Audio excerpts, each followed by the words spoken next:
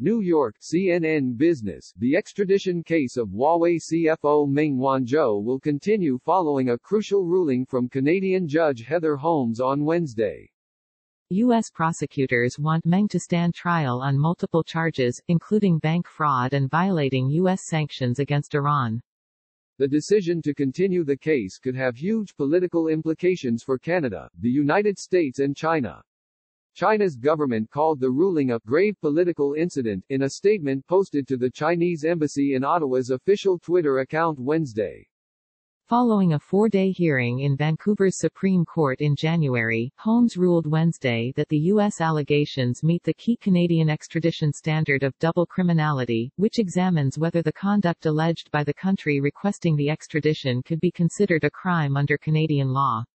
The double criminality standard is a preliminary step in the extradition case. Now that the judge determined it has been met, Meng's case can proceed. The ruling does not determine Meng's guilt or innocence, only whether her actions would be considered a crime under Canadian law. Meng and Huawei have denied the U.S. allegations. Meng has also claimed that she was unlawfully detained, searched and interrogated by Canadian border officials during her arrest, allegations her lawyers say invalidate the extradition case against her. Those claims will be taken up for consideration by the court in upcoming hearings this summer as the extradition case proceeds.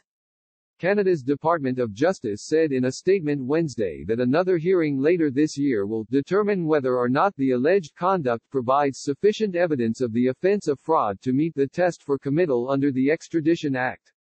An independent judge will determine whether that test is met, the statement reads. This speaks to the independence of Canada's extradition process. Huawei is disappointed with the ruling, according to a statement the company posted to Twitter on Wednesday. We expect that Canada's judicial system will ultimately prove Ms. Meng's innocence, the statement reads. The extradition case. Meng, the daughter of Huawei's billionaire founder Ren Zhengfei, was arrested at the request of the United States in December 2018 at the Vancouver airport, where she had to surrender her passports and agree to live in one of 2 homes she owns in the city. U.S. authorities want Meng to be extradited to New York to face federal charges related to allegations that she lied to bank HSBC about Huawei's relationship with its Iran-based affiliate Skycom, in order to receive funding that violated U.S. economic sanctions against Iran. In February, the U.S. government added racketeering and conspiracy to steal trade secrets charges to the indictment. Huawei also denied the new allegations. The charges are from one of several active U.S. cases against Huawei. During the January hearing, lawyers for Meng argued that what she's accused of does not break Canadian law, because the U.S. allegations hinge on sanctions against Iran that do not exist in Canada. But prosecutors from Canada's Attorney General's office argued that the allegations, which include lying to a bank with the potential for causing loss, would amount to a Canadian fraud charge, and that Meng should therefore be committed for extradition. Lying to a bank in order to get financial services that creates a risk of economic prejudice is fraud, Robert Frater, a lawyer for the Attorney General, said during the January hearing, adding that the actions put HSBC at risk of U.S. penalties for sanctions violations and reputational damage. The judge's Wednesday ruling came to a similar conclusion. Holmes wrote in the ruling that Meng's argument that double criminality was not met because of the application of U.S. sanctions would give fraud an artificially narrow scope in the extradition context. Holmes added, the double criminality requirement for extradition is capable of being met in this case. The effects of the U.S. sanctions may properly play a role in the double criminality analysis as part of the background or context against which the alleged conduct is examined.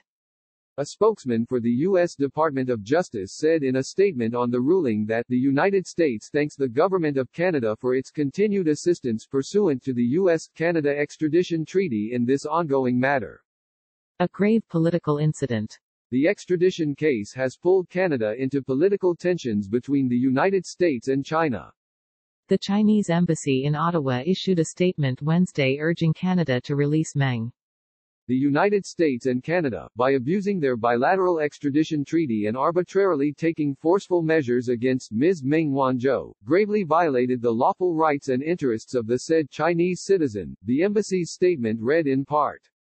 The embassy accused the United States of trying to bring down Huawei and other Chinese high-tech companies, adding that Canada has been acting as an accomplice of the United States.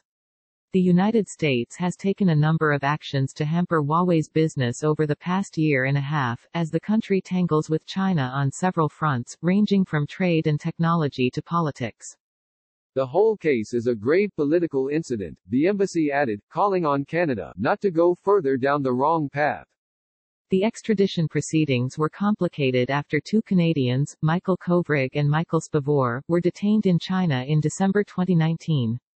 Beijing has charged them with espionage and denies that their arrests are related to Meng's case, but they have been seen in Canada as a form of retaliation. We have seen China linking those two cases from the very beginning. Canada has an independent judicial system that functions without interference or override by politicians, said Canadian Prime Minister Justin Trudeau on Tuesday, ahead of the ruling in Meng's case. China doesn't work quite the same way and don't seem to understand that we do have an independent judiciary from political intervention. We will continue to uphold the independence of our judicial system while we advocate for the release of the two Michaels. Other Canadian officials, including Minister of Foreign Affairs François-Philippe Champagne, have also stressed the independence of the country's judicial system as Meng's case works its way through the courts.